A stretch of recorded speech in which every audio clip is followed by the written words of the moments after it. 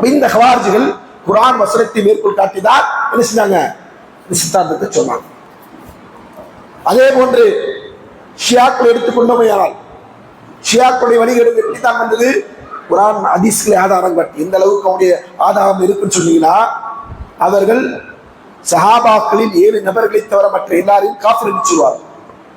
யாரெல்லாம் சொல்லுவாங்க, அபூபக்கர் ரலியல்லாஹு அவர்களை, உமர் ரலியல்லாஹு அவர்களை, உஸ்மான் ரலியல்லாஹு அவர்களை என்ன செய்வாங்க, பெரும் பெரும் சஹாபாக்களை காஃபிர் என்று சொல்லக்கூடிய கூட்டம் தான் யாரு, ஷியாக்கள்.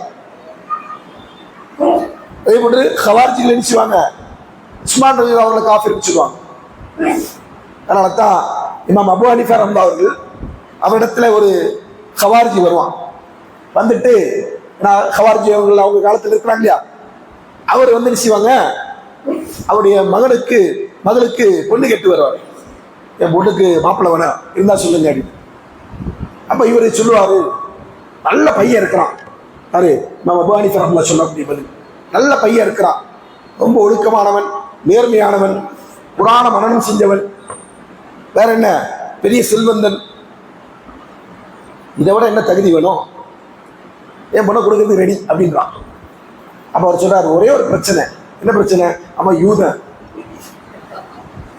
அபூ ஹனீஃபா ரஹ்மத்துல்லாஹி சொல்றார், ஒரே ஒரு பிரச்சனை, அவன் யூதன். அவனுக்கு அப்படியே முகம் செவந்து கடுக்கடுத்து கோபத்துல, நீமா என்ன கேள்விப்பட்டிருக்கீங்களா, என்ன ஏன் பொண்ணை போய் யூதனுக்கு கொடுக்குறீங்களா, நீ கொடுக்க மாட்டேல்லப்பா, கொடுக்க மாட்டேன். அப்ப அவர் கேட்பாரு, அப்ப ரசூலுல்லாஹி ஸல்லல்லாஹு அலைஹி வஸல்லம் தன்னுடைய 2 மகளை உஸ்மானுக்கு கொடுத்தாங்களே, அவர் யார் உங்க பார்வையிலன்னு கேட்பாரு. செருப்பால் அடிக்கிற ஒரு பதில். அதை என்ன செய்வாரு, சொல்லி என்ன செய்வாங்க, இந்த மாதிரியான வழிகேட்டில் இருக்கிறாங்க புரிய வைக்கிறதுக்கு வேண்டி இமாம் அவர்கள் நினைச்சுவாங்க, இந்த கருத்தை சொல்லுவாங்க.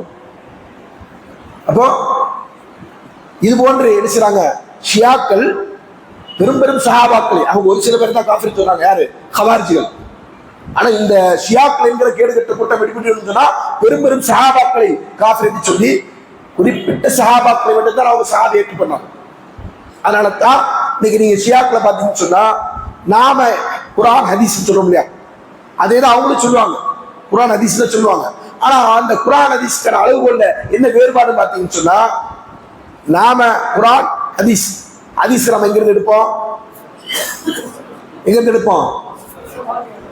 ரசூலுல்லாஹ்வுடைய வாழ்க்கை வரலாறு தான்.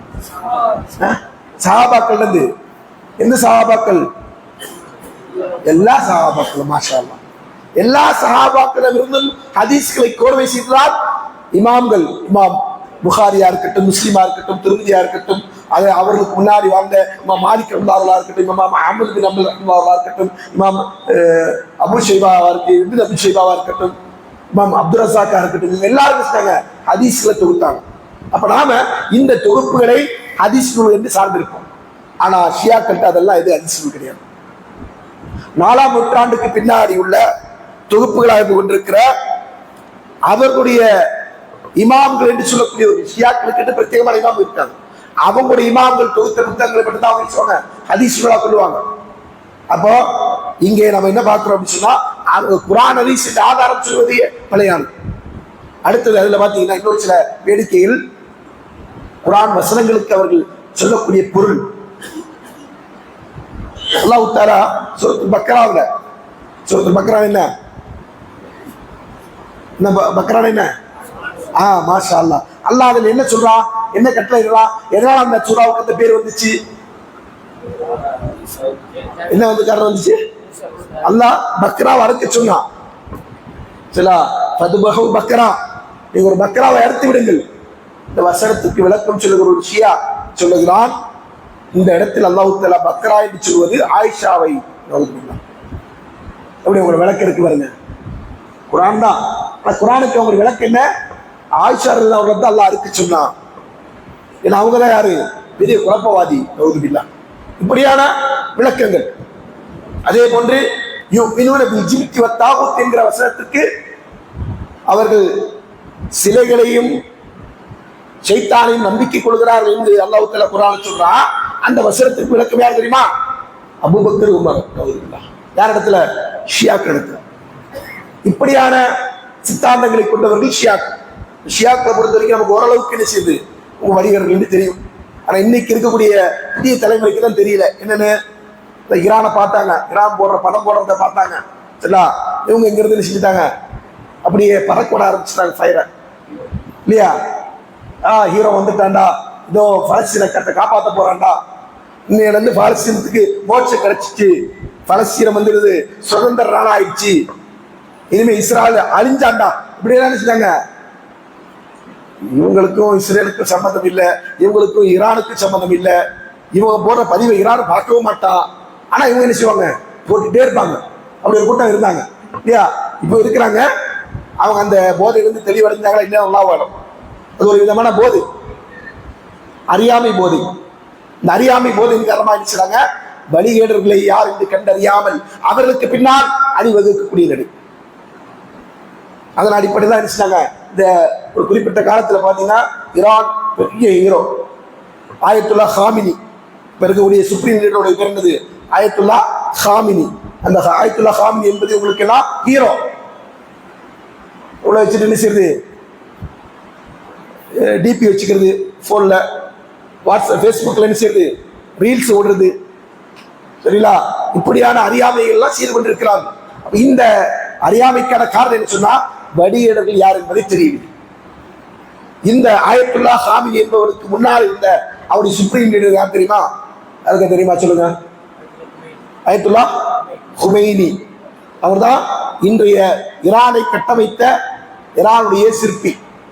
அப்படின்னு சொன்னா இன்னைக்கு இருக்கக்கூடிய ரிப்பப்ளிக் ஆஃப் ஈரான் என்று சொல்லக்கூடிய அந்த நாட்டுடைய முதல் பிரசிடென்ட், முதல் அந்த நாட்டை உருவாக்கியவர், சுப்ரீம் லீடரா இருந்தவர். அந்த ஆள் அவருடைய பாரிஸ் உரையில், பாரிஸ்ல இருந்தாங்க. ஏன்னா மன்னர் ஷாவுடைய காலகட்டத்தில் அங்கிருந்து நாட்டை விட்டு வெளியேற்றப்பட்டாங்க. அப்ப இருக்கிற காலத்துல அடைக்கலம் புகுந்தது பாரிஸ்ல. அங்க இருக்கக்கூடிய நாட்டுல அங்கே பாரிஸ்ல கொண்டு உரை நிகழ்த்துகிறாங்க போது சொன்னா, லா தஅரிஃபு உம்மத்துல் இஸ்லாமிய குவத்னா ஹத்தா நுஸைத்திரல் மக்கத்த வல் மதீனா வ நுக்ரிஜ் மின்ஹா ஸனமீன். நம்முடைய சமுதாய வலிமையை இந்த இஸ்லாமிய சமுதாயம் அறிந்து கொள்ளாது, ஒப்புக்கொள்ளாது. எது வரைக்கும் தெரியுமா? நாம மக்கா மதீனாவை கைப்பற்றணும். இது இந்த ஸ்லோகன்லாம் இப்போ ஓடிட்டு தான் இருக்கு. ஆனா மக்களுக்கு என்ன இல்லை, யார் சொல்றா, எவன் சொல்றா, எதுக்கா சொல்றான்ற அந்த மர்மம் புரியாமல் மூடர்களா இருக்கிற காரணத்தினால என்ன செய்ய விளங்க முடியல, பிரித்தறிய முடியல. சொல்றா மக்காவை மதீனாவை நம்ம கைப்பற்றி மதீனாவிலிருந்து 2 சிலையை வெளியே எடுக்கிறோம். மதீனால எங்க சிலை இருக்கு யாருக்கா தெரியுமா? மதீனால சிலை இருக்கு தெரியுமா? சிலை இருக்கா? அவன் எதை சிலைன்னு சொல்றான்? எந்த கபரை? அபூபக்கர் ரலியல்லாஹு கபரையும் உமர் ரலியல்லாஹு கபரையும். இப்படிப்பட்ட கயவர் கூட்டத்தை தான் இவங்க இருக்கிறாங்க கண்மூடித்தனமாக ஆதரித்துக் கொண்டிருக்கிறார்கள். இந்த இஸ்லாமிய சமுதாயத்தின் மிகப்பெரிய எதிரிகள் தான் யாரு? ஷியாக்கள். சொல்ல போனால் ஒவ்வொரு காலகட்டத்திலும் நீங்க பாத்தீங்கன்னா அல்லாஹ்வுடைய மார்க்கம் இந்த பூமியில் தலை தோங்குகிற போது, பிரச்சாரம் செய்யப்படுகிற போது, அதை பரப்புவதற்கு நபிமார்கள் வருகிற போது, அந்த நபிமார்களுக்கு எதிராக குழப்பம் செய்த குழப்பாளிகள் யாருன்னு கேட்டா யார சொல்லுவோம் நம்ம? யார? யூதர்கள். கரெக்டா? அதே யூதர்கள் தான் சதி செய்து உருவாக்கிய ஒரு கூட்டம் தான் இது ஷியா என்கிற கூட்டம். எப்படி இஸ்லாமிற்கு முன்னாடி இருந்த மார்க்கங்களில் ஈசா அலைஹிஸ்ஸலாம் அவர்கள் சொன்ன பிரச்சாரத்தை கிறிஸ்தவம் என்கிற பேரில் அவன் என்ன சீர்குலைத்தான். ஈசா அலைஹிஸ்ஸலாம் கிறிஸ்தவத்தை போதிக்கல, ஈசா அலைஹிஸ்ஸலாம் ட்ரினிட்டியை போதிக்கல, முக்கடவுள் கொள்கையை சொல்லல. என்ன சொன்னாங்க? ஈசா அலைஹிஸ்ஸலாம் அவர்கள் லா இலாஹ இல்லல்லாஹ் தான் சொன்னாங்க. அப்ப ஈசா அலைஹிஸ்ஸலாமுடைய இந்த மார்க்கத்தை, அவர் கொண்டு வந்த கொள்கையை எப்படி ஷியா இந்த யூதர்கள் சீர்குலைத்தார்களோ, அதற்கு அவர்கள் கிறிஸ்தவம் என்கிற ஒரு மதத்தை உருவாக்கினார்களோ, அதே போன்றுதான் இந்த இஸ்லாமிய சமுதாயத்திற்குள் ஷியா என்கிற ஒரு குழப்பத்தை உருவாக்கி அவங்க இந்த சமுதாயத்தை துண்டாடினார்கள். அதற்குரிய சான்றுகளை நீங்க பார்க்கலாம். இஸ்லாமிய நாடுகளில் அமைதி நிலவுகிறதா அப்படின்னு ஒரு கேள்வி. என்ன பதில் உங்களுக்கு? முஸ்லிம் நாடுகள், அரபு நாடுகள், அங்கே அமைதி நிலவுகிறதா, குழப்பங்கள் இருக்கிறதா? குழப்பம் தான் இருக்கு. இந்த குழப்பத்துக்கு யார் காரணம்? இஸ்லாம காரணம்? அப்ப யார் காரணம்? யார் காரணம் சொல்லுங்க? யூதர்கள் இல்ல, ஷியாக்கள். யூதன் 2வது காரணியா தான் வருவான். முதன்மையான காரணம் யார் வரா? ஷியா. உதாரணம் சொல்ல வேண்டும் என்று சொன்னால், நீங்கள் யமனை எடுத்துக் கொள்ளுங்கள், அதே போன்று சிரியாவை எடுத்துக் கொள்ளுங்கள். இத்தனை ஆண்டுகள் அங்கே ஆட்சி புரிந்து கொண்டிருந்த பஷர் அல் அசத் என்று சொல்லக்கூடிய கயவன், அவன் ஷியாவை சார்ந்தான். ஷியாக்கள் அன்றி வேறு யாரும் அங்கு இருக்கக்கூடாது என்பதற்காக வேண்டி அஹ்லு சுன்னாவினர்களை கொன்றடித்துக் கொண்டிருந்தான். அதே வேலையைத்தான் யமனில் செய்து கொண்டிருக்கிறார்கள், அதே வேலையைத்தான் ஈரானில் செய்து கொண்டிருக்கிறார்கள், அதே வேலையை செய்வதற்கு பஹ்ரைனில் முயற்சித்துக் கொண்டிருக்கிறார்கள். பஹ்ரைனுக்குள்ள போனீங்கன்னா உங்களுக்கு தெரியும், அங்கே ஷியாக்கள் மெஜாரிட்டி. ஒரு சில இடத்துல ஷியாக்கள் மெஜாரிட்டியா இருப்பாங்க. அந்த ஷியாக்களுக்கும் அந்த நாட்டு மக்களுக்கும் அந்த நாட்டுடைய அரசாங்கத்துக்கு மத்தியில் அடிக்கடி என்ன செய்யும், கலவரம் போட்டுக்கிட்டே இருக்கும், அடிக்கடி நடக்கும். இதனால அங்கே அந்த மக்களுக்கு மத்தியில் அமைதியை ஏற்படுத்த வேண்டும். அதன் மூலமா கலவரத்தை தூண்டி, இங்க ஒரு கலவர கபோதி கூட்டம் இருக்கு இல்லையா தமிழ்நாட்டில் அல்லது இந்தியாவில், அந்த கூட்டம் என்ன இலக்கு, அவருடைய இலக்கு என்ன, கலவரத்தை தூண்டணும், ஆட்சியை பிடிக்கணும்.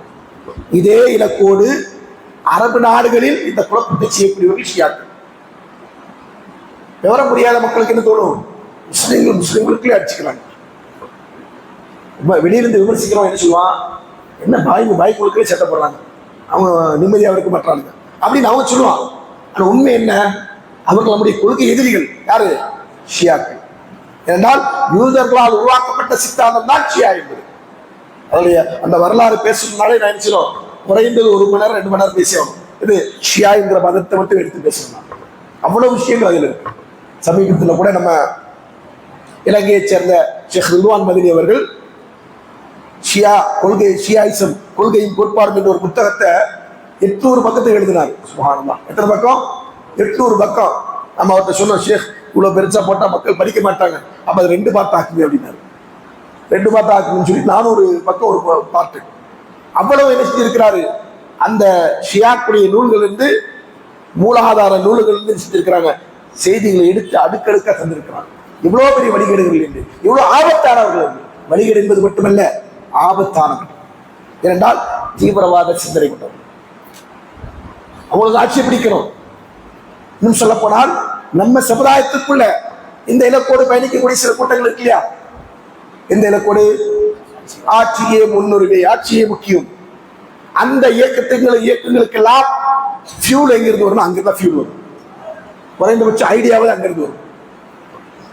இப்ப நீங்க இஹ்வானுல் முஸ்லிமீன் எடுத்துக்கொள்ளுங்கள், இந்தியாவில் இருக்கக்கூடிய அல்லது தமிழ்நாட்டில் இருக்கக்கூடிய ஜமாத் இஸ்லாம் என்கிற அமைப்பை எடுத்துக்கொள்ளுங்கள். அதே போன்று அதே சித்தாந்தத்தை சொல்லக்கூடிய வஹதத் இஸ்லாம் என்கிற அமைப்பை எடுத்துக்கொள்ளுங்கள்.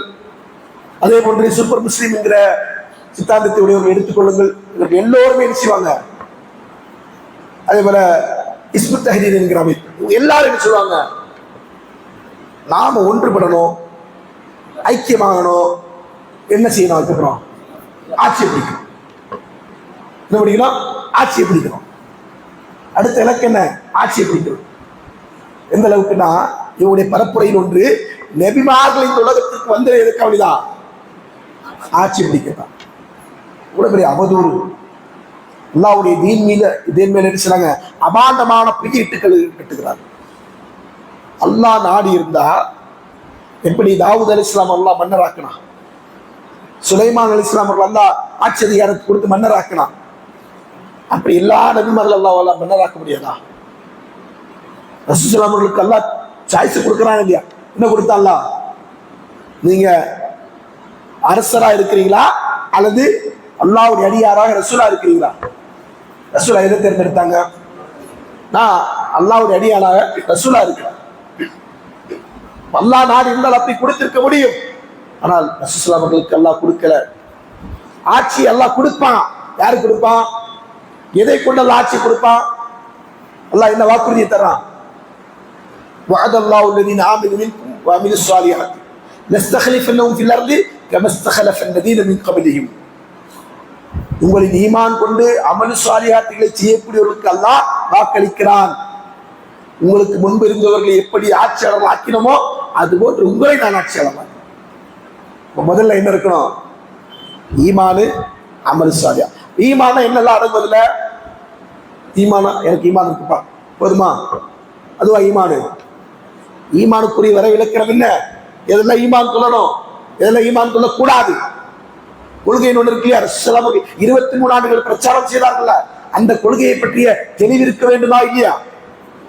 அதை இல்லாம இன்னைக்கு இருக்கிறாங்க. அவங்க ஆட்சி பிடிச்சிட்டு எல்லாம் சரியாயிடும். எங்க சரியாகும்? எல்லாம் ஆட்சி பிடிச்சிட்டு எல்லாம் சரியாயிடும். எல்லாம் உலகத்தில் நடக்கிற எல்லா பிரச்சனைக்கும் ஒரே தீர்வு, ஒரே மாத்திரை தான், எல்லாமே சரியாயிடும். கபர் குடிக்கு தான் போகணும், வேற வழி இல்லை. ஆனா இவங்க என்ன சொல்றாங்க? எல்லா பிரச்சனைக்கும் ஒரே தீர்வு, கபர் குடிக்கு தான் போகணும். ஆனா இவங்க என்ன சொல்றாங்க? இல்ல இல்ல, ஆட்சியை பிடிச்சா எல்லாம் சரியாகும். ஆட்சி பிடிக்க வேண்டும் என்று சொன்ன அமைப்புகளே என்ன ஆயிடுச்சு தெரியுமா? அவர்களுக்குள்ள மோதல் உண்டாகி பிரிஞ்சிருக்கு. அப்படி இருக்கும்போது நீங்க எப்படி ஆட்சி கொண்டு வருவீங்க? அடிப்படையில் நம்ம சமுதாயத்திலிருந்து கொண்டிருக்கிற கோளாறு என்ன? நம்முடைய இலக்கு என்ன? இலக்கு சொர்க்கம் என்று சொன்னால் அந்த இலக்கை நோக்கி நாம் பயணிக்க வேண்டிய பாதை ஒன்றா பல்வேறு பாதையா? ஒண்ணுதானே. அப்ப ரசூலுல்லாஹ் அதைத்தானே சொல்லி காட்டுறாங்க. என்ன சொன்னாங்க? சமுதாயத்தில் பல்வேறு குழப்பங்கள் தோன்றும். அப்ப நீங்க என்ன செய்யணும்? என்ன வழிமுறை நீங்க பின்பற்றணும்? அலைக்கும் பிசுன்னத்தி, நீங்கள் என்னுடைய சுன்னாவை பற்றி பிடித்துக் கொண்டிருக்க வேண்டும். வசுன்னத்த குலஃபால் மஹ்தீன் ராஷிதீன், எனக்கு பின் வந்த நேர்வழியின்பால் வழிகாட்டப்பட்டிருக்கின்ற கலீஃபாக்குடைய வழிமுறை நீங்கள் பின்பற்ற வேண்டும். அதை தொடர்ந்து ரசூலுல்லாஹ் சொன்னாங்க, வையாக்கும் முஹதஸாத்தில் உமூர், புதிதாக உருவாக்கக்கூடிய காரியங்களை குறித்து நான் உங்களை எச்சரிக்கிறேன். புதிதாக உருவாக்கக்கூடிய காரியம் என்ன? அதற்கு பேர் தான் என்னது? பிதஅத். பிதஅத்னா என்ன? நம்ம தெரிஞ்சு வச்சிருக்க பிதஅத்ல என்ன தெரியுமா? கூட்டு துஆ கூடாது, மௌலிது கூடாது, கரெக்டாக அதெல்லாம் பிதஅத் தான், மாற்று கருத்து இல்லை. அல்லது கல்யாணத்துல மாலை போடக்கூடாது. எல்லாம் நீ கல்யாணத்துல மாலை போட்டு கல்யாணம் நடத்தினா கல்யாணத்துக்கு சோறு சாப்பிட மாட்டேன். ஏன்னா எங்களுக்கு இதெல்லாம் பெரிய பிதஅத். இதெல்லாம் பிதஅத் இல்லைன்னு மறுக்கிறதுக்காக அப்படி இதை சொல்லல. இதை விட ஆகப்பெரிய பிதஅத் இருக்கு. அது என்ன? அது யாருக்கு தெரியுமா? அந்த பிதஅத் தான் கொள்கை சார்ந்த பிதஅத். ரசூலுல்லாஹ் அவர்கள் இய்யாக்கு முஹதஸாத்திலுமோ, புதிதாக உருவாக்கக்கூடிய காரியங்களை குறித்து உங்களை எச்சரிக்கிறேன். ஃபைன்ன குல்ல முஹதஸத்தின் பிதா, இரண்டால் புதிதாக உருவாக்கக்கூடிய காரியங்கள் அனைத்தும் பிதஅத். வகுல்லு பிதஅத்தின் வலாலா, பிதஅத்துகள் அனைத்தும் வழிகேடு. வகுல்லு வலாலத்தின் ஃபின்னார், வழிகேடுகள் அனைத்தும் அதை செய்யக்கூடியவர்களை நரகில் கொண்டு போய் நுழைவிக்கும் என்று சொன்னார்களே, அது என்ன பிதஅத் தெரியுமா? கொள்கை சார்ந்த பிதஅத். இஸ்லாமின் பேரில் குர்ஆன் சுன்னாவை வைத்துக் கொண்டு ஷியா என்கிற கோட்பாடை உருவாக்குவது, ஹவாரிஜ் என்கிற கோட்பாடை உருவாக்குவது, முஅத்தஸிலா என்கிற சித்தாந்தத்தை உருவாக்குவது, இதெல்லாம் என்னது? மனிதர்களுடைய சிந்தனையில் உதித்த சித்தாந்தம். நீங்க வரலாற்றை புரட்டி பார்த்தால் ஹவாரிஜிசம் எப்போது தோன்றியது என்று சொன்னால், நாம் உங்களுக்கு ஒரு பேரை சொல்லி காட்டலாம். என்ன பேரு? துல் ஹுவைசிரா. ஆரம்ப நபர் ரசூலுல்லாஹ்வுடைய காலத்தில் இருந்தவர். பின்னாடி யாரு? அலி ரலியல்லாஹு அன்ஹு, உஸ்மான் ரலியல்லாஹு அன்ஹு கொன்றவர்கள். அதற்கு பின்னர் அலி ரலியல்லாஹு அன்ஹு ஆட்சிக்கு எதிராக கிளர்ச்சி செய்தவர்கள். இவங்க தான் யாரு? ஹவாரிஜிகள். அதனாலதான் அப்துல் வஹாப் ராசிபி என்று சொல்லக்கூடிய ஒருவன் அதற்கு இருக்கிறான். ஒருவர் தலைவராக இருந்திருக்கிறான். இது யாரு? ஹவாரிஜ் என்கிற கூட்டம். அதற்கு அடுத்தபடியா ஷியாயிசம் எடுத்துக்கொண்டோம் சொன்னா அப்துல்லா இப்னு சபா என்கிற ஒருவன், அவன் தான் யாரு? ஷியாயிசத்தை தோற்றுவித்தவன். இதெல்லாம் யாருடைய சித்தாந்தம்? யாருடைய சித்தாந்தம்? தனி நபர்களுடைய சித்தாந்தம். தனி நபர்களுடைய சித்தாந்தம். உங்களுக்கு எளிதா புரிவதற்கு இப்னு அப்பாஸ் அவருடைய உரையாடலாம் சொன்னது இல்லையா, ஹவாரிஜ் கிட்ட போயிட்டு அந்த இடத்துல இப்னு அப்பாஸ் எல்லாம் சொல்லக்கூடிய ஒரு வாசகம் இருக்கு. என்ன சொன்னாங்க? அன மின் இந்திய அஸ்ஹாபி ரசூலுல்லாஹி ஸல்லல்லாஹு அலைஹி வஸல்லம், நான் ரசூலுல்லாஹ்வுடைய தோழர்களிடமிருந்து வருகிறேன். எங்க இருந்து வரேன்? நான் ரசூலுல்லாஹ்வுடைய தோழர்களிடமிருந்து வருகிறேன். அப்படின்னு சொன்னா அந்த கூட்டத்தை சார்ந்தவன் நான். யாரு? இப்னு அப்பாஸ் அவர் யாரு? அவர் ஒரு சஹாபி. அவர் என்ன சொல்றாரு? நான் சஹாபாக்களை சார்ந்தவன். வமா ஃபீக்கும் அஹத் மின் அஸ்ஹாபி ரசூலுல்லாஹி ஸல்லல்லாஹு அலைஹி வஸல்லம். 8000 பேர் கொண்ட ஹவாரிஜிகள் இருக்கிறாங்க. அவங்கள்ட்ட சொல்றாங்க, உங்கள ஒருத்தர் யாரு கிடையாது, சஹாபி கிடையாது. உங்க கூட்டத்தில் யாரும் இல்ல, சஹாபி இல்ல. அப்ப சஹாபாக்கள் யாரு? நாங்க தான் சஹாபாக்கள். அப்ப இந்த குர்ஆன் எங்களுக்கு விளங்குமா உங்களுக்கு விளங்குமா? அதான் கேள்வி. எந்த குர்ஆனை நீங்க ஆதாரமா காட்டி உங்களுடைய வழிகேட்டை நியாயப்படுத்துறீங்களோ அந்த வழிகேட்டுக்கு அந்த குர்ஆனின் ஆதாரம் இருக்கா இல்லையானது உங்களுக்கு தெரியுமா? எங்களுக்கு தெரியுமா? யார் அது சரியா விளக்குனவங்க? யார் விளங்கினவங்க? சஹாபாக்கள். அப்ப குர்ஆனை எப்படி விளக்க வேண்டும், சுன்னாவை எப்படி விளக்க வேண்டும் என்பதற்குரிய அளவுகள் யாரு? சஹாபாக்கள். அதனால தான் ரசூலுல்லாஹ் சொன்னாங்க, மா அன அலைஹி வஸ்ஹாபி, நானும் என்னுடைய தோழர்களும் எந்த வழியில் இருக்க கண்டீர்களோ அந்த வழியை பின்பற்றக்கூடியவர். இன்னைக்கு இந்த ஹவாரிஜுடைய கொள்கை நம்முடைய சமுதாயத்திலே ஹவாரிஜ் என்கிற பேர்ல பரப்பப்படல. ஏன்னா அது பலிகேடனுக்கு கொடுக்கப்பட்ட பேர். அதனால யாரும் என்ன செய்ய மாட்டாங்க, தன்னை ஹவாரிஜின்னு சொல்ல மாட்டான். என்ன செய்வான்? வேற பேரை வச்சுப்பான். என்ன செய்வான்? வேற பேரை வச்சுப்பான். ரசூலுல்லாஹ் சொன்னாங்க இல்லையா, ஒரு காலத்துல மக்கள் வட்டியை உண்பாங்க, என்ன செய்வாங்க, அதற்கு அதுக்கு வேற பேரை வச்சிருவாங்க. வட்டியை என்ன செய்வாங்க, வேற பேர்ல சொல்லி அழைப்பாங்க. நீங்க நம்ம கிட்ட இருக்கு இல்லையா, என்னது இன்ட்ரெஸ்ட், அதே மாதிரி இன்ஸ்டால்மெண்ட், வேற என்ன இருக்கு, ஒத்திகை, ஒத்தி தானே, ஒத்திகை இல்லை, ஒத்தி, ஒத்திகை என்ற பாருங்க, ஒத்தி, வேற என்னது, லாபத்துல பர்சன்டேஜ் வியாபாரம், அது வியாபாரம், அது பிரச்சனை இல்லை. முதலீடு தரேன், எனக்கு மாசம் மாசம் எவ்வளவு கொடுத்துரு, மாசம் மாசம் எவ்வளவு கொடுத்துரு, ₹1,00,000 வருமானம் நான் உனக்கு இன்வெஸ்ட் பண்ணி தரேன், வருமானத்துல நீ நினைச்சிடும் மாசம் மாசம் எனக்கு நினைச்சிடும் 10,000 கொடுத்துரு. அது எப்படிப்பா 10,000 தர முடியும்? அது 10,000 கொடுத்தாலும் அதான் நமக்குள்ள இருக்கக்கூடிய ஒப்பந்தம். இது வட்டியா வராது? வட்டியா வராது. நான் உங்கள்கிட்ட லாபத்துல தான் வாங்குறேன். அவருக்கு நஷ்டமாச்சுன்னு என்ன பண்ணுவாரு? அதெல்லாம் கேட்கக்கூடாது. ஏன்னா வெளியில கொடுத்தா அவருக்கு என்ன செய்யும், 8% கிடைக்கும். இவரு கூட 2% போட்டு என்ன செய்யறாரு, 10,000 வாங்கணும். இப்படியான விஷயங்கள் என்ன செய்யறாங்க இன்னைக்கு சமுதாயத்தில் நடைமுறைக்கு ஒன்று இருக்கிற விஷயம். வேறு பலன் வச்சிருக்கிறாங்க. ஃபிட்டிங்ஸ் ஒன்று இருக்கு, சமீபத்தில் தான் கேள்விப்பட்டேன். வண்டியை ஃபிட்டிங்ஸ் ஓடுறது, சரிங்களா, அது இன்ட்ரெஸ்ட் தான். இப்படி என்ன செய்வாங்க, பேரை வச்சுப்பாங்க. பேரை கொண்டு இல்ல, செயலை கொண்டுதான் அந்த விஷயம் சரியா தவறா என்று தீர்மானிக்கப்படும். அப்போ இந்த ஹவாரிஜுடைய கொள்கை, அதே கொள்கையை ஒத்தவர்கள் இன்றைக்கு இருக்கிறாங்க. ஏதோ அவங்க பேசுவாங்க, ஆச்சரியத்தை தான் பேசுவாங்க. குர்ஆன் வசனத்தை எடுத்து காட்டுவாங்க. எதற்காக வேண்டி இருக்கிற எல்லாரும் காஃபிராக்கிறதுக்காக. சூரத்து மாயிதால வரக்கூடிய 3 வசனம், அமல் லம் யஹ்கும் பிமா அன்ஸலல்லாஹ் ஃபஉலாயிக ஹுமுல் காஃபிரூன், 44வது வசனம். 45வது வசனம், அமல் லம் யஹ்கும் பிமா அன்ஸலல்லாஹ் ஃபஉலாயிக ஹுமுல் ஸாலிமூன், 45வது வசனம் அதே மாயிதாவுல. 47வது வசனமா 8வது வசனமா ஞாபகம் இல்லை. அமல் லம் யஹ்கும் பிமா அன்ஸலல்லாஹ் ஃபஉலாயிக ஹுமுல் ஃபாஸிகூன். இந்த வசனம் என்ன சொல்லுது? யார் அல்லாஹ் இறக்கி வைத்ததை கொண்டு தீர்ப்பளிக்கவில்லையோ அவர்கள் காஃபிர்கள், யார் அல்லாஹ் இறக்கி வைத்ததை கொண்டு தீர்ப்பளிக்கவில்லையோ அவர்கள் அநியாயக்காரர்கள், யார் அல்லாஹ் இறக்கி வைத்ததை கொண்டு தீர்ப்பளிக்கவில்லையோ அவர்கள் பாவிகள். நமக்கு முரண்பாடெல்லாம் ஒண்ணும் கிடையாது, அது கரெக்ட் தான். ஆனா இந்த வசனத்தை நீங்க எங்க கொண்டு வந்து பொறுத்துறீங்க தெரியுமா, அதுதான் முரண்பாடு. யாருக்கு இந்த வசனம் மரளப்பட்டது? யார் விஷயத்துல? இந்த வசனம், இந்த சூராவுல இந்த வசனம் மரளப்பட்டது யார் விஷயத்துல? முன்னாடி வசனத்தை எடுத்து பார்த்தா தெரியும், இது யூதர்கள் விஷயத்தில் அருளப்பட்டது. யூதர்கள் அவர்களுக்கு கொடுக்கப்பட்ட வேதத்தின் அடிப்படையில தீர்ப்பு வழங்கவில்லை, அல்லாஹ்வுடைய வேதத்தை அவர்கள் பின்பற்றவில்லை. அதான் அல்லாஹ் சொல்றான். இவங்க இதை வச்சுட்டு என்ன செய்வாங்க, இன்னைக்கு உலகத்தில் இருக்கக்கூடிய முஸ்லீம் நாடுகள்லாம் இருக்காங்க இல்லையா, அவங்கெல்லாம் குர்ஆனை வச்சு தீர்ப்பு வழங்கலைங்க, அவங்களாம் காஃபிருங்க. யார? 5 நேரம் தொழக்கூடியவனை, தாயிலா எல்லாம் சொல்லி இருக்கிறவன, சரிங்களா, இதெல்லாம் ஈமான் கொண்டு இருக்கிறவனை போய் காஃபிருவாங்க. காஃபிர் சொல்லி என்ன செய்வாங்க, நாங்க தான் கொண்டு வர போறோம் எதை, உண்மையான இஸ்லாமிய ஆட்சியை, அதனால வாங்க வாங்க எங்க கூட அணி வருங்க இப்படின்னு அழைப்பு கொடுத்து கொண்டிருப்பாங்க. நபி ஸல்லல்லாஹு அலைஹி வஸல்லம் காலகட்டத்தில் அபிசீனியா ஒரு நாடு இருந்தது தெரியுமா? அபிசீனியா, அபஷா. அந்த நாட்டுடைய மன்னர் யாரு? நஜாஷி.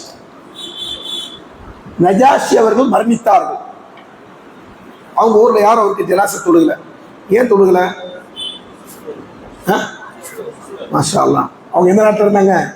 கிறிஸ்தவ நாட்டுக்கு அதிபராக இருந்தவர், அவரு அரசராக இருந்தவர். அவர் அவருடைய மரணத்திற்கு பின்னாடி யார் ஜனாஸா தொலை வச்சாங்க அவருக்கு? ரசூலுல்லாஹ் அவர்களும் சஹாபாக்களும் காயிப் ஜனாஸாவா தொலை நடத்தினாங்க. ஏன் ரசூலுல்லாஹ் அவருக்கு காயிப் ஜனாஸா நடத்தினாங்க?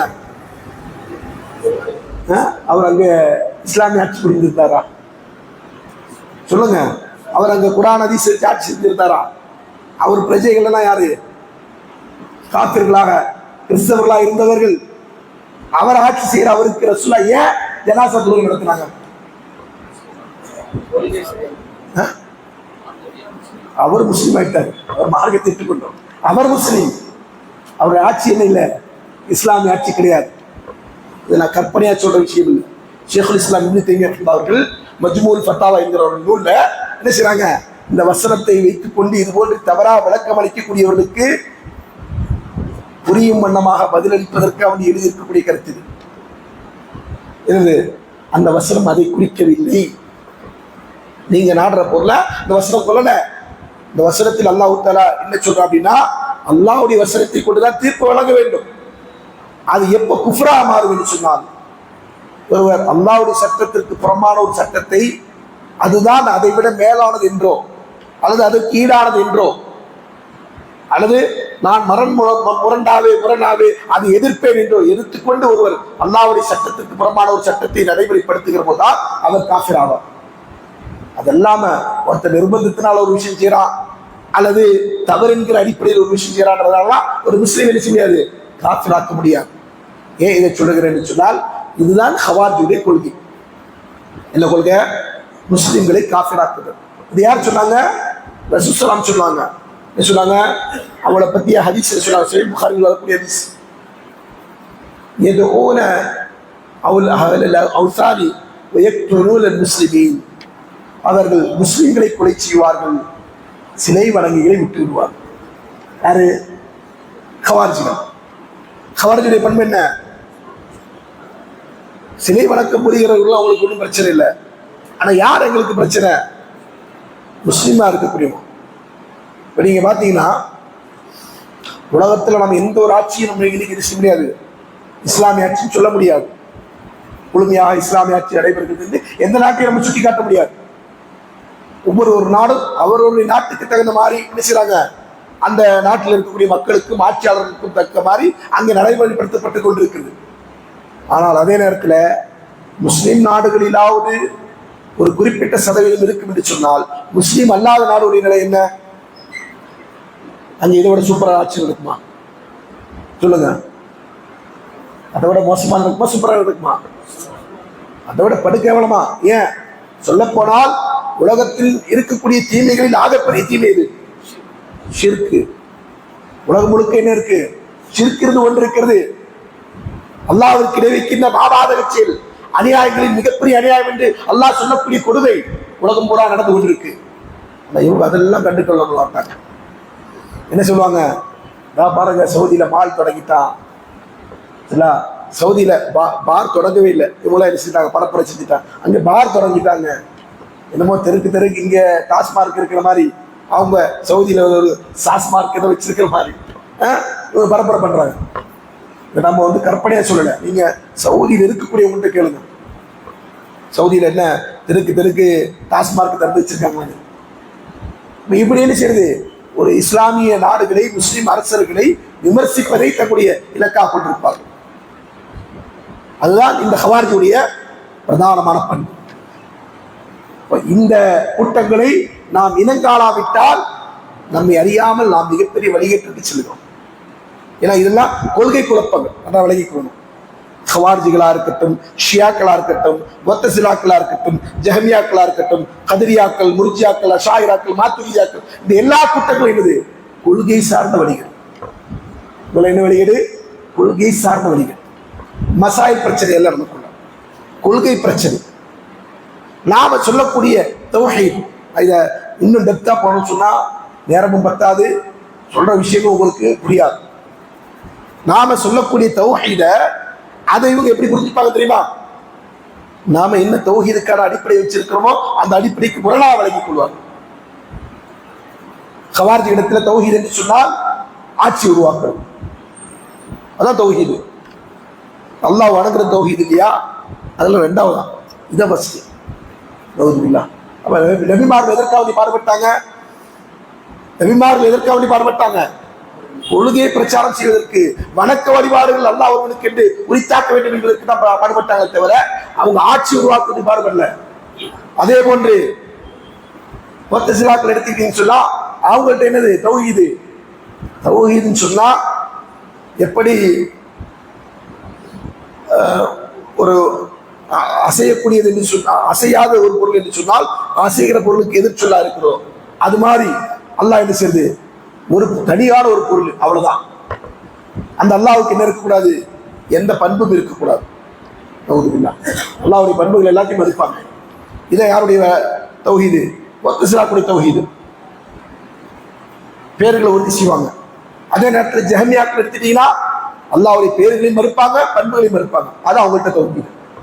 இப்படி இஸ்லாமிய கொள்கைக்கு முரணான சித்தாந்தங்களை வெளிப்படையில பார்க்கும்போது இந்த அமைப்பு எதுவுமே என்ன செய்யாது, இதெல்லாம் பிரச்சாரமும் செய்யாது. இதெல்லாம் ஊடுருவி பார்த்தால் மட்டும்தான் தெரியும். ஆழ்ந்த அவங்களுடைய ஆக்கங்களை, பிரதிகளை வாசித்து பார்த்தால் தான் தெரியும்.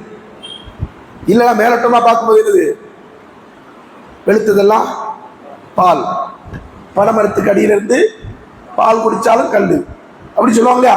அந்த கண்ணோட்டத்தில் தான் எல்லாமே பார்க்கப்படும். வெண்பாளர்களே, இந்த கொள்கை குழப்பம் என்பது மிகப்பெரிய குழப்பம். இந்த அமைப்புகள், இந்த சித்தாந்தங்கள் எல்லாம் செய்யக்கூடிய ஃபித்னா கொள்கை சார்ந்த ஃபித்னாக்கள். வேற எந்த காரணம் இருந்தாலும் நம்ம நிச்சய மாட்டோம், இவங்களை எதிர்க்க வேண்டியது இல்லை. மசாயில் சம்பந்தப்பட்ட பிரச்சனை அது. இப்ப நீங்க நம்ம சொல்லக்கூடிய கொள்கை என்ன தெரியுமா? குர்ஆனையும் சுன்னாவையும் சஹாபாக்கள் எப்படி புரிந்து கொண்டார்களோ அது போன்று புரிய வேண்டும். இது யார் சொன்னது? ரசூலுல்லாஹ் சொன்னது. இந்த ஹதீஸ்ல சொன்னாங்க, ரசூலுல்லாஹ் நானும் என்னுடைய தோழர்களும் எந்த வழியில் இருக்க கண்டீர்களோ. அடுத்ததாக என்ன சொன்னாங்க? நீங்க என்னுடைய சுன்னாவை பற்றி பிடித்துக் கொண்டிருங்க, எனக்கு பின்னர் நேர்வழியில் நடந்த நேர்வழியின்பால் வழிகாட்டப்பட்ட கலீஃபாக்குடைய வழிமுறை பின்பற்றிக் கொண்டிருங்க. புதிய புதிய காரியங்கள் உருவாக்காதீர்கள், விதத்துகள் உங்களை வழிகெடுக்கும், வழிகேடுகளை நரகத்துக்கு கொண்டு செல்லும் சொன்னாங்க இல்லையா? அதெல்லாம் விட்டுட்டு அப்ப நாம எப்படி புரியணும் அப்படின்னு சொன்னா, அதற்கு ரசூலுல்லாஹ் வழக்கு சொன்னாங்க. தஸ்மஊன வயுஸ்மா மின்கும் வயுஸ்மா மின்மன் சமீ மின்கும். ரசூலுல்லாஹ் சொன்னாங்க, நீங்கள் என்னிடமிருந்து ஹதீஸ்களை செவியுறுகிறீர்கள், மார்க்கத்தை கேட்கிறீங்க. யாருக்கு சொன்னாங்க? ரசூலுல்லாஹ் சஹாபாக்களுக்கு சொன்னாங்க. நீங்க என்கிட்ட கேட்கிறீங்க, உங்கள்கிட்ட இருந்து ஒரு சமுதாயம் கேட்பாங்க, அவங்கள்ட்ட இருந்து இன்னொரு சமுதாயம் கேட்பாங்க. அந்த சமுதாயத்துக்கு தான் நம்ம என்ன சொல்றோம்? சஹாபாக்கள். அடுத்தது என்ன சொல்றோம்? தாபீன்கள். அடுத்தது தபு தாபீன்கள். இப்படி 3 தலைமுறை சொல்றோம். இவங்கெல்லாம் யாரு? சத்தியத்தில் இருந்தவங்க. இந்த காலகட்டத்தில் தான் யார் வந்தாங்க? யார் வந்தாங்க? ஹவாரிஜிகள் வந்தாங்க. இந்த காலகட்டத்தில் தான் ஷியாக்கள் வந்தாங்க. இதே காலகட்டத்தில் தான் முஅத்தஸிலாக்கள் வந்தார்கள். இதே காலகட்டத்தில் தான் கத்ரியாக்கள், முர்ஜியாக்கள், ஜஹ்மியாக்கள் என்கிற வழிகட்ட கூட்டங்கள் வந்தது. இந்த இமாம் இந்த தலைமுறை வாழ்ந்து கொண்டிருக்கிற காலகட்டத்தில். ஆனா ரசூலுல்லாஹ் என்ன சொன்னாங்க? லா தஸாலுன பிகைர் மா தாம ஃபீக்கும் மன் ரானி வ ஸஹாபனி. என்னை கண்டவர்கள் உங்களுக்கு மத்தியில் இருந்து, என்னோடு தோழமை கொண்டவர்கள் உங்களுக்கு மத்தியில் இருக்கின்ற காலம் வரையிலும் நீங்கள் நேர்வழியில் இருந்து கொண்டிருப்பீர்கள். சுப்ஹானல்லாஹ். இவ்வளவு அற்புதமான ஹதீஸ் பாருங்க. ரசூலுல்லாஹ் சொன்னது என்ன சொன்னாங்க? என்னை கண்டவர்களும் என்னோடு தோழமை கொண்டவர்களும் உங்களுக்கு மத்தியில் இருக்கின்ற காலம் வரையில் இந்த சமுதாயம் நேர்வழியில் இருக்கும். அப்படின்னா அவங்களுடைய அடிச்சோட பின்பற்றும் போது அடுத்த என்ன சொல்றாங்க? வல்லாஹி லா தஸாலு பிகைரின் மா தாம ஃபீக்கும் மன் ரஆ மன் ரஆனி வ ஸஹப மன் ஸஹபனி. என்னை கண்டவர்கள், என்னோடு தோழமை கொண்டவர்களோடு தோழமை கொண்டவர்கள் உங்களுக்கு மத்தியில் இருக்கின்ற காலம் வரையிலும் நீங்கள் நேர்வழியில் இருந்து கொண்டிருப்பீர்கள். யாரு? தாபீன்கள் இருக்கும்போது. இந்த மார்க்கம் இப்படித்தான் பாதுகாக்கப்பட்டிருக்கு. எப்படி பாதுகாக்கப்பட்டிருக்கு? இந்த மார்க்கம் எப்படி பாதுகாக்கப்பட்டிருக்கு? சஹாபாக்கள், அடுத்த தலைமுறை தாபீன்கள், அடுத்த தலைமுறை தபு தாபீன்கள், அதற்கு அடுத்த தலைமுறை யாரு? தாபீன்கள் இமாம்கள் தான், சஹாபாக்கள் இமாம்கள் தான், தபு தாபீன்கள் இமாம்கள் தான். வேற என்ன? அந்த சமுதாயம் தங்களுக்கு ஒரு அடையாளத்தை சுட்டிக் கொண்டது. அது என்ன அடையாளம்? அஹ்லு சுன்னா. என்ன சொன்னாங்க? நாங்கள் அஹ்லு சுன்னாவினர்கள் என்று சொன்னால் அல்லாஹ்வுடைய சுன்னாவை பின்பற்றக்கூடியவர்கள். வல் ஜமா, கொள்கையில் முரண்பாடு இல்லாமல் ஒன்றுபட்டவர்கள். இதுதான் அளவுகோல். இதுதான் எனக்கான அளவுகோல், நேர்வழிக்கான சத்தியத்திற்கான அளவுகோல். அப்ப இந்த கொள்கையில் யார் இருக்கிறார்கள்? இந்த கொள்கைக்கு என்ன செஞ்சிருக்கிறாங்க? ரசூலுல்லாஹ்வே பல பேர் சொல்லியிருக்கிறாங்க. என்ன சொல்றாங்க? ஃபிர்கத்து நாஜியா, தாயிஃபத்து மன்சூரா. ரசூலுல்லாஹ் சொன்ன பேர் இதெல்லாம். சொன்னாங்க ஃபிர்கத்து நாஜியா, வெற்றி பெறுகின்ற கூட்டம். தாயிஃபத்து மன்சூரா, அல்லாஹ்வின் உதவியை பெறுகின்ற கூட்டம். யார் அந்த கூட்டம்? சஹாபாக்கள், தாபீன்கள், தபா தாபீன்கள் இருந்து அந்த நேர்வழியில் இருந்த மக்களுடைய அடிச்சுவடை பின்பற்றக்கூடியவர்கள், அவர்கள் பயணித்த அதே கொள்கையை பின்பற்றக்கூடியவர்கள்.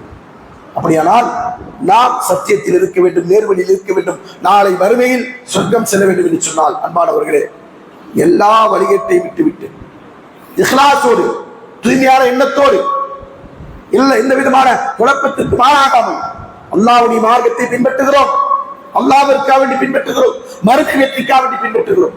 வேற எதுவும் இல்லை இலக்கு.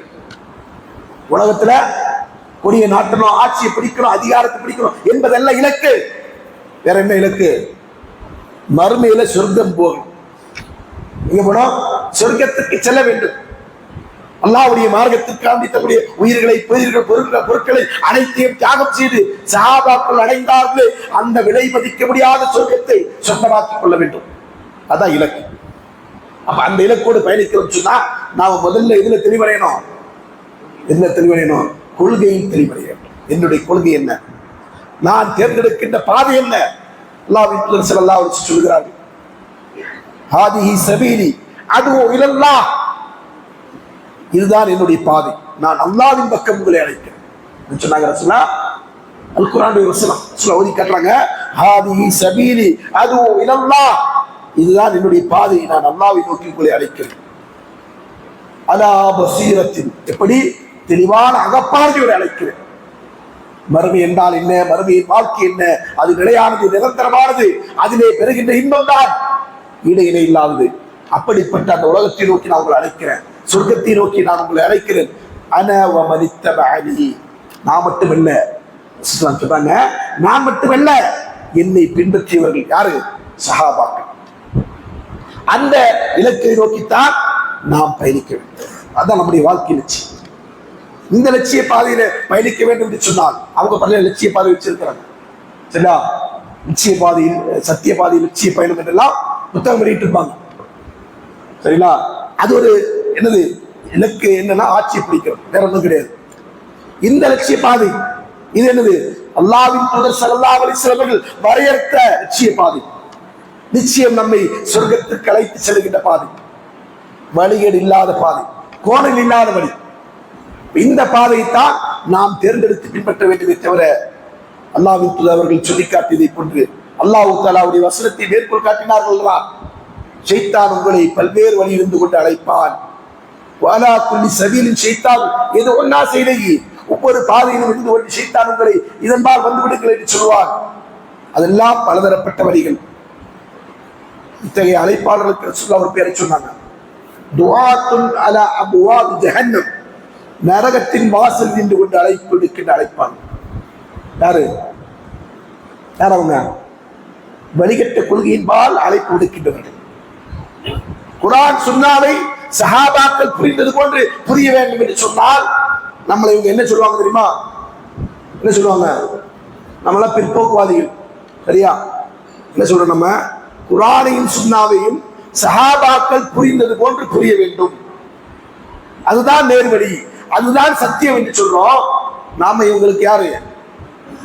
பிற்போக்குவாதிகள். ஏன்? இவங்க வானத்துக்கு மேல இருக்கிறது பேசுவாங்க, பூமி கீழே இருக்கிறது பேசுவாங்க, நடுவில் ஒன்றும் பேச மாட்டாங்க. அப்படியெல்லாம் இல்லை, பேசத்தான் செய்யறோம். வட்டி கூடாது அப்படின்றது வானத்துக்கு மேல உள்ளதா, பூமிக்கு கீழே உள்ளதா? எது? வட்டி கூடாதுன்னு சொன்னோமே, ஹராமுன்னு சொன்னோமே இல்லையா? வட்டியோட இனங்கள் எல்லாத்தையும் ஹராமுன்னு சொல்றோமே, கொடுக்கல் வாங்கல ஹலால பேணணும்னு சொல்றோமே. இதெல்லாம் வானத்துக்கு மேல் உள்ளதா, கீழே உள்ளதா? இது என்னன்னா மக்களை மடையர்களாக்குவதற்கான தந்திரங்கள். என்ன செய்யறாங்க இதன் மூலமா? அவங்கெல்லாம் கொஞ்சம் சூஃபிகள்பா, சூஃபி டைப் மக்கள்பா, அவங்க சமூக பிரச்சனைக்கெல்லாம் வரமாட்டாங்கப்பா. சமூக பிரச்சனைக்கு வரணும். எப்படி வரணும்? இங்க முரண்பாடு தான்.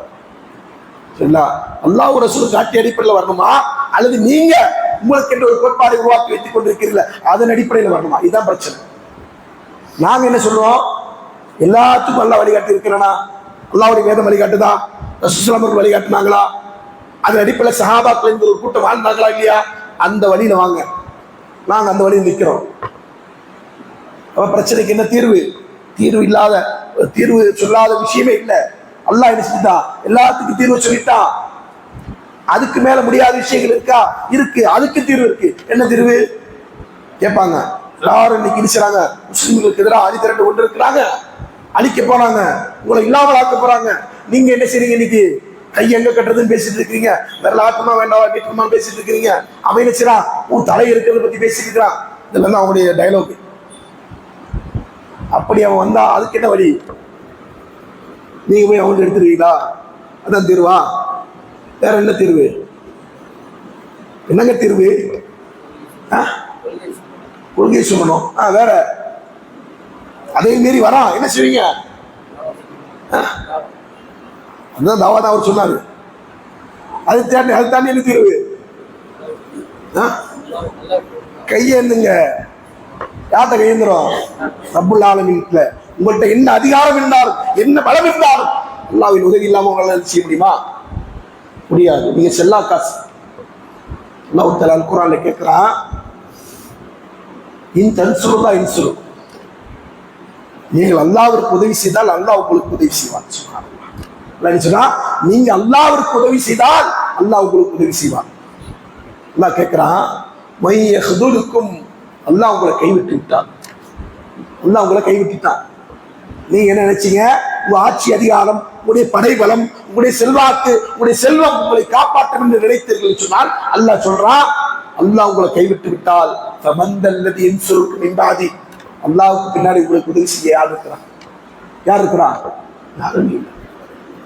அல்லாஹ்வின் ஸல்லல்லாஹு அலைஹி வஸல்லம் அவர்கள் சத்திய சஹாபாக்கள் என அந்த பேரை சொல்றோம் சொன்னா அவர்கள் தான் சத்தியத்திற்கு சான்று பகிர்ந்தவர். அவர்களை போன்று இந்த மார்க்கத்துக்காண்டி தம்முடைய உயிரை, உடைமைகளை எல்லாவற்றையும் தியாகம் செய்த ஒரு சமுதாயத்தை பார்க்க முடியாது. அவங்களை கொண்டு, அப்பழுக்கற்றவர்களை கொண்டு ரசூலுல்லாஹ் அவர்கள் பதில் போருக்கு களத்துல போய் நிக்கிறாங்க. இரவு முழுக்க என்ன செய்றாங்க? ரசூலுல்லாஹ் இரவு முழுக்க ரசூலுல்லாஹ் என்ன செய்றாங்க? பிரார்த்தனையில் மூழ்கி கிடக்கிறார்கள், அழுது கொண்டு பிரார்த்தித்துக் கொண்டிருக்கிறார்கள். அபூபக்கர் எல்லாம் வர்றாங்க, யா ரசூலுல்லாஹ் நீங்க கேட்க வேண்டிய அளவுக்கு கேட்டுட்டீங்க, அல்லாஹ் கொடுத்துருவான். ஆறுதல் சொல்லக்கூடிய அளவுக்கு ரசூலுல்லாஹ். இவங்க என்ன சொன்னாங்க? இல்ல இல்ல, நாங்க டைரக்டா என்ன செய்வோம்? எங்களுடைய வலிமையை கொண்டு, எங்களுடைய ஆற்றலை கொண்டு, எங்களுடைய திட்டங்களை கொண்டு, எங்களுடைய அறிவை கொண்டு நாங்கள் வென்றுவோம் என்று சொல்கிறார்கள். இதுதான் இந்த சமுதாயத்திற்கு பிடித்திருக்கின்ற மிகப்பெரிய நோய் என்பதை நாம் சொல்லிக்கொள்வோம்.